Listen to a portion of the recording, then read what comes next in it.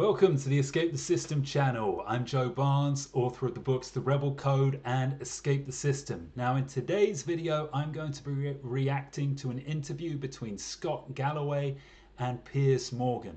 Now Scott Galloway is an author of the recently released book, The Algebra of Wealth. And his big theory or selling point is that pursuing your dreams is 100% bullshit. And what you should be doing instead is pursuing your talents or pursuing boring industries in which you can make a lot of money. He's also a professor at New York University, professor of marketing. So let's take a listen to what he has to say, and I will react to the points he's making. Have a talent, and you're also incredibly passionate about what that is. Yeah, but I've seen you say it's actually better to find something boring. Well, here's the thing. If you're the top 10% of tax lawyers, you're probably going to fly private and have a broader selection set of mates than you deserve. But you'll be bored. No. You know what's exciting, Pierce? Going to Cannes, going to Wimbledon, and you're not playing, but you get to watch. You would rather be Piers Morgan. You'd rather be Rafael Nadal or Federer than Piers Morgan. But you'd rather be Piers Morgan than the number 7 ranked player in the world because you get to go to Wimbledon. So this is an interesting point, and he's very wrong on this, but I'll forgive him for that because obviously his understanding of tennis is not that in depth. The the 7th ranked player at Wimbledon is going to be a multi-millionaire with at least 10 million in assets through endorsements and prize monies. But I think I understand the point he's trying to make. He's saying that, look, Rafael Nadal and Federer, legends of the game, are a level above Piers Morgan, but you'd rather be a Piers Morgan who follows his talents and because of that has a lot of money and can go to places like Wimbledon and fly private jets, and he says this is exciting. You'd rather be that than somebody who's struggling to make a living at living their dream. Now he's suggesting that maybe the 7th ranked player at Wimbledon is struggling to make a living. Well, they're not. They're making a fantastic living. However, his point may have been more relevant if he said the 70th, or maybe not the 70th, the 100th ranked Wimbledon player at Wimbledon, somebody who's struggling to make it. And even then, I would disagree with what he's saying, because he's saying it's exciting to be in the crowd at Wimbledon. I've been many, many times. I live half an hour from Wimbledon. I go virtually every year. It's a nice day out. It's fun. But I get more excitement playing ITF senior tennis, where the most prize money I'm ever going to win is about £50, than I do going for a day at Wimbledon. So this idea that it's exciting to enjoy material benefits, I would challenge that. I'd say it's nice, it's pleasant, but it's not really the stuff of what life is actually made of. And that person, that 100th ranked tennis player at Wimbledon playing, to me, is living a far more exciting life than the millionaire in the crowd who doesn't really enjoy what they do, but has a lot of money. Because you make money elsewhere and you get to enjoy the spoils of these incredible passions.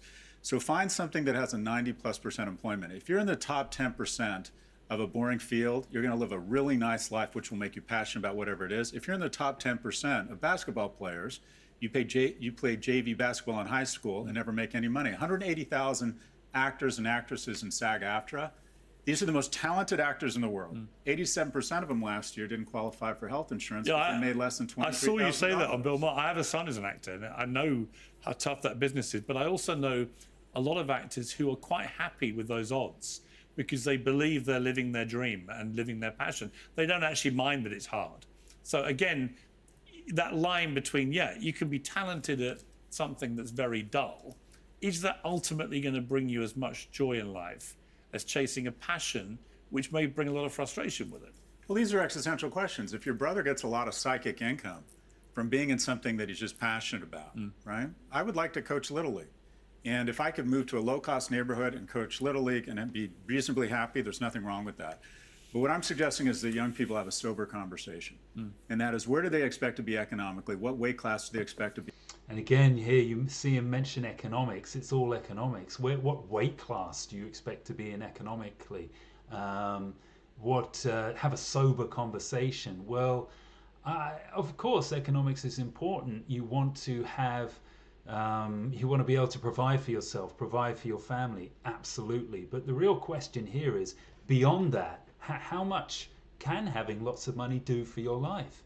It's a real question that you should ask yourself. I remember reading a study, now this was some years ago, probably 10 years ago, because it said that over a certain income, and I think it was around 70,000 US dollars, your happiness doesn't increase a whole lot. So if you were bringing in 30,000 US dollars a year and then you were to be making 70,000 US dollars a year, yes, your happiness would increase. But the jump from 70,000 to 700,000, there wasn't a huge rise in the level of happiness, or at least it didn't correlate to the increase in income that people would have thought. Now, those numbers might be a little out of date now, because I remember this study was at least 10 years old, but the principle still remains the same. Once you start making beyond a certain amount of money, there's really only so much it can do for you. Yet here is Scott Galloway making it out to be basically the be all and end all. And how much money do they expect to have? Where do they expect to live? And what is the likelihood they're going to find an industry where they'll be able to maintain that standard of living? And what I suggest is, in certain industries, being in the top 10% will afford you an amazing living, and being in the top 10% is a recipe for unemployment. The sexier the industry, the lower your return on invested capital. So I'm not here to crush your brother's or anyone's dream. My son, actually. Your son, excuse me. But if they're not getting bright green signals from a very early age that they're not in the top 1%, then I would suggest finding a place where they can find a greater return on their investment.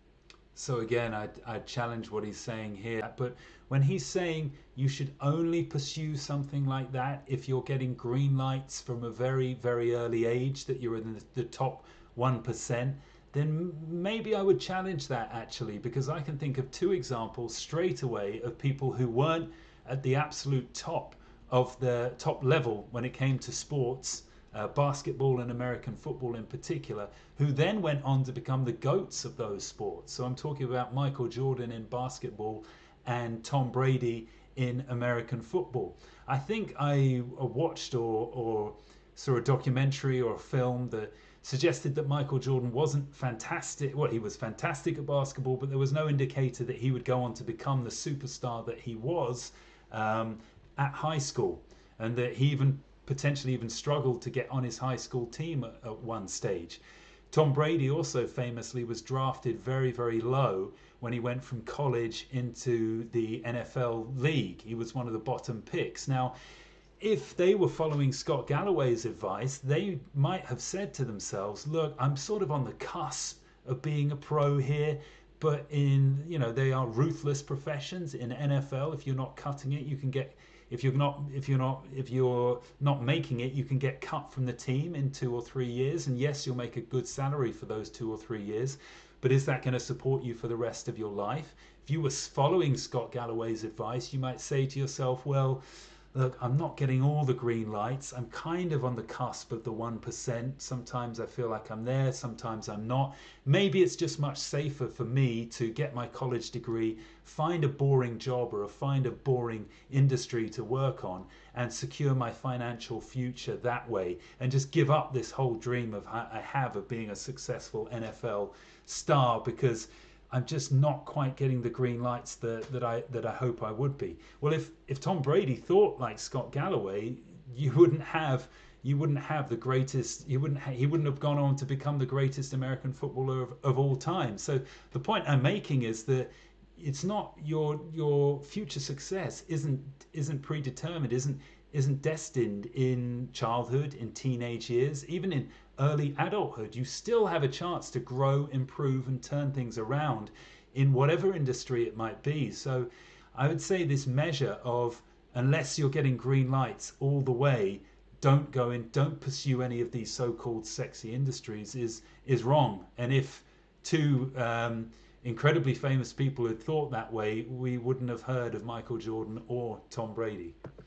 Capital. But this flies in the face of the whole pursue your dream philosophy. You think that's bullshit? 100%. Really? Yeah, the person telling you to do that made his billions in iron ore smelting. Look, Okay, so that sounds funny, but that's bullshit what he said. There are so many people who have lived their dreams and in so many different fields and have told people, then go and tell people to go ahead and have the same spirit, chase the things you love. Um, Ranulph Fiennes, the explorer, a British explorer, he's very old now, but he did some amazing treks across the Antarctic, the Arctic, and various other places. Lived his dreams, didn't make a whole lot of money doing it. He was constantly having to get sponsorship. He would, I'm sure, tell people to go and live their dreams. He wasn't in the iron or smelting business. So telling people to live your dreams doesn't just come from those people, it comes from a whole array of people, and it is a valid philosophy. here's what you're going to be passionate about. You're going to be passionate about having economic security and being able to be a DJ on the weekends and to go see Kygo because you can afford the best seats. You know, I'm really passionate about economic security. And the thing that gave me economic security, it ended up I was really good at. Here's what creates passion: mastery. If you become the best in the world at building this set, you're going to become passionate about it because you're going to get prestige, you're going to get economic security. This is where I do agree with him. Mastering something does make you more passionate about it. I write about this in my second book, Do the Work You Love. I present the reader with a dream job chart where I ask them to measure their potential passions and ideas for making money against 4 different criteria. And one of those criteria is how good at it you are, or what talent you have, what scope you have to improve. Because Scott Galloway is accurate in saying the better and better you become at something, the more and more you enjoy it. So do bear that into take that into account. That is a good message. My own example here is I can show you how my own example agrees with what Scott Galloway is saying.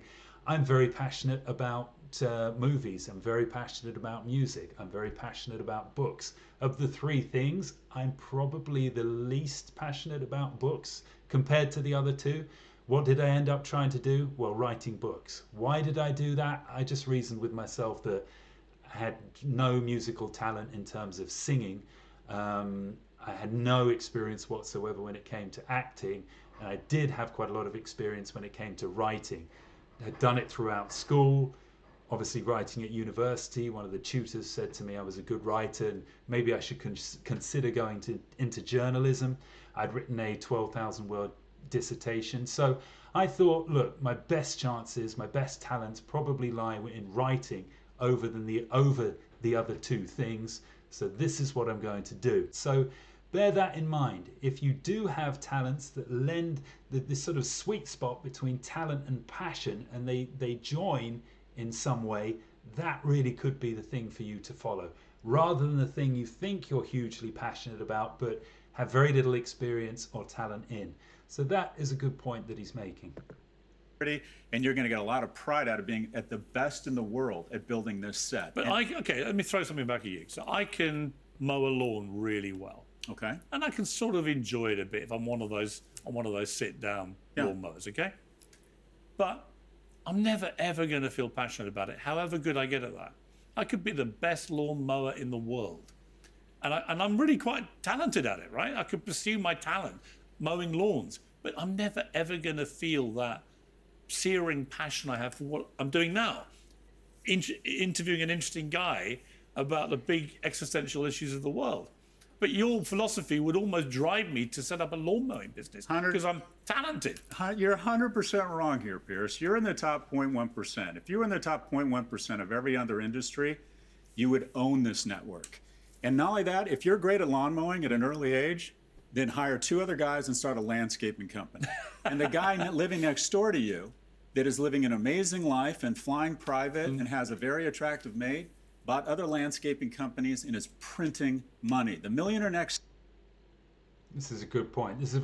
I'm glad Piers Morgan brought that up, and I'm interested to hear his response. It's always also interesting that it's twice now he's talking about having an attractive mate because you've got lots of money. I mean, that is somewhat how the world works for men. You can't deny that. But then what's fantastic about having an attractive mate who's with you because of the money. So he's almost saying, go get yourself a gold digger. I mean, she looks great, but is there anything more to her than that? And does she really love you for anything more than the lifestyle you can provide for her? So I don't think that's a very good point that he's making. Anyway, back to the main point, which is Piers Morgan talking about the fact that, okay, I'm a talented lawnmower, and if I'm following your theory, Scott, I would have never gone for trying to be a broadcaster because I'd have just stuck with what I'm talented about, and broadcasting was far too risky. And Scott says, okay, well, you're an exceptional case, but even if you were to stick with being a lawnmower, you could create an empire, create a business, basically. And again, get yourself lots of money and have this fantastic lifestyle. Now, I'm glad he brought this point up because it's relevant to me. I started off as a tennis coach. And sure, tennis coaching, like lawn mowing, doesn't make you a huge amount of money, that the income is reasonable. But there is scope to do exactly what Scott said. And I thought about that myself at the time, that I could have had a little mini tennis coaching empire. So you have your one club that you work at, you branch out into 2 or 3, you start hiring tennis coaches underneath you. They are working on court under your company name. They're obviously getting paid per hour, but all of the money is coming to you. And you'd be amazed to know that some tennis coaches out there are making well over 6 figures a year following that model. So the question is, that what he's suggesting applies directly to me, because that's something I thought about doing. The thing that stopped me doing that is because I just thought, yeah, I quite like tennis coaching. I'm talented at it. I'm good at it. I produce good results. But how empty would my life be if that's all it was? If all that was on the horizon is making more money through churning kids and adults through this constant merry-go-round of tennis lessons. And yes, I'd be making £120,000 a year. I could live in quite a nice house, go on vacation, support a family. All of these things are really nice, but at the end of the day, I would have very little meaning in my life beyond making money to support my family. Simply because tennis coaching was never my dream. It was something I enjoyed doing, but it never fulfilled that deeper need that selling books and having an impact on people through my writing does. And I would sacrifice all of that just so I could say, all right, I have a good income every single year, and I have this nice-ish lifestyle. Because don't forget that I'd still be working in a job I wasn't 100% passionate about every day. I would still have moments of boredom and stress and everything else that goes along with work. In fact, that would be the majority of my life, because as adults, we spend the majority of our hours, of our days and weeks at work. So therefore, it just makes it even more important that you're doing something you're genuinely passionate about. Otherwise, over half your life, you're going to either be stressed or bored. So Scott Galloway thinks he's very clever by bringing up the fact that Piers Morgan could branch out his lawn mowing business. And he's right, you can do things like that. But still, is that going to bring you a deeper sense of fulfillment? I don't think so, unless you're somebody who's incredibly materialistic, and he does appear to be that way. Store who's having a wonderful life is killing it in industries that don't have an overabundance of human capital because they're not sexy. And he or she started aggregating more landscape companies. There are 5 people leaving the trades for every 2 that are going into it. That is the biggest opportunity in our economy right now. The sexier an industry is, the harder it is. Go where the waves are huge and the snow is amazing, a less sexy industry. And all you have to be is good to have a great life instead of amazing to just have an average life. I mean, it is a fascinating philosophy.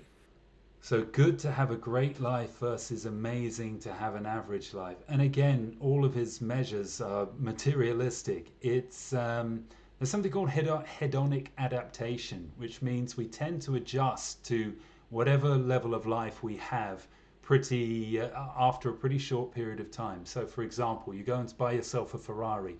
You feel fantastic for the first month or 2 months driving it around. It feels incredible. And you're so pleased that you've been able to do this, such an achievement. But as the months go by and it becomes years, it begins to become normal to you. So we get accustomed to increases in our wealth.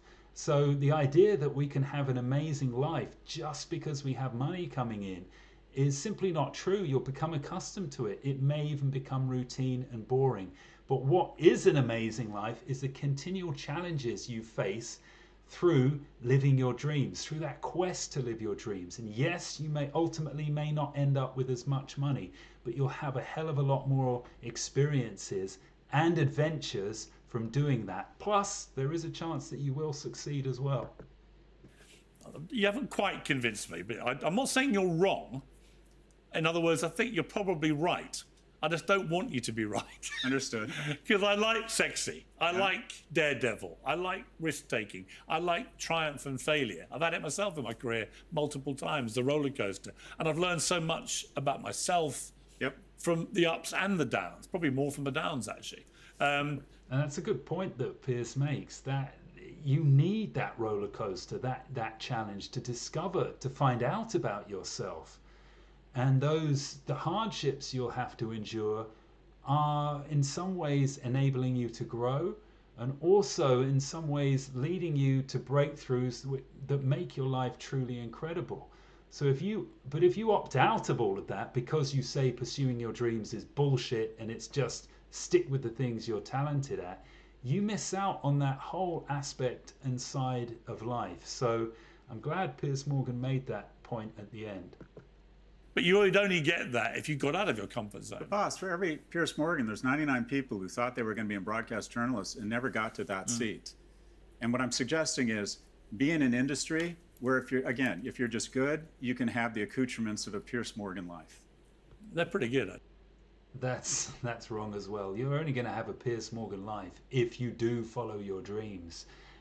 You can have, yes, I don't deny that following his advice, you may be able to make yourself a millionaire and you may be able to have a great lifestyle. But to reach that next level, I mean, Piers probably has a net worth of, I don't know, 50 million, 100 million. You're not going to get that by having a lawn mowing business, as Scott Galloway suggests, or in these other unsexy industries which people don't gravitate towards.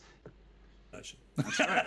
That's right. Let's turn to the war on young people. So so I'm not going to bother going through the rest of the interview. They touch on different points, but I hope that's given you some information. I hope you've got two sides of the argument there, both Scott Galloway's and mine, and you can make have your own thoughts about it, question both of our approaches, come to your own conclusions.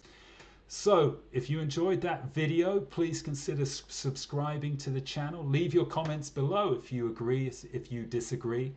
Let me know. There'll be more videos in the future. Also, if you want to get yourself a free copy of my Escape the System in 30 Days course, there will be a link for that in the description below.